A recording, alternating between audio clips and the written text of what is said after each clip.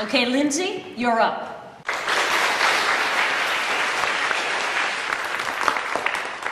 Today I'm going to talk about Patty. Patty's best characteristics, she's stupid. Stupid and ugly. Everything she does is ugly. Watch her eat. Watch her stuff her face. Look at her. Greasy hair, dirty fingernails. It makes me want to vomit. Her dad doesn't work, they have no money. That's why she wears that nasty pink sweater. Everyone hates her, even the teachers, and they're supposed to like everyone. Get a life, Patty.